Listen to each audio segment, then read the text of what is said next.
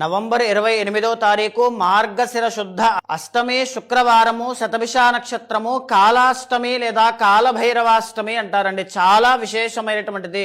జీవితంలో ఎన్ని బాధలున్నా, దరిద్రము అనేటువంటిది ఉండి ఇబ్బంది పడుతూ ఉన్నా, కష్టములు కానీ, దృష్టి దోషాలు కానీ, శత్రు బాధలు కానీ, అప్పులు కానీ, నరఘోష అనేటువంటిది కానీ, నెగటివ్ ఎనర్జీ అనేటువంటిది ఉన్నటువంటి వాళ్ళు దగ్గరలో ఉండేటువంటి కాలభైరుని యొక్క ఆలయానికి కానీ, శివాలయానికి కానీ వెళ్ళి ఒక నల్లగుడ్డ అనేటువంటిది పరిచి, గళ్ళుప్పు అనేటువంటిది వేసి, కొద్దిగా నవధాన్యాలు వేసి, బూడిద గుమ్మడికాయని సకము చేసి, అందులో నల్ల నువ్వుల నూనెతో ఒక పెద్ద ఒత్తి వేసి, తోక మిరియాలు ఆ నూనెలో వేసి దీపాన్ని వెలిగించండి.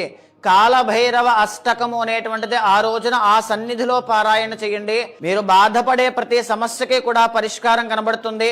ఏ అప్పులు కానీ, నరఘోష కానీ, శత్రుపీడ కానీ, నెగిటివ్ ఎనర్జీ కానీ, పిశాచ బాధలు కానీ ఏమున్నా సరే అవన్నీ కూడా ఆ దీపంతో, కూష్మాండ దీపంతో అవన్నీ కూడా క్లియర్ అయిపోతాయి.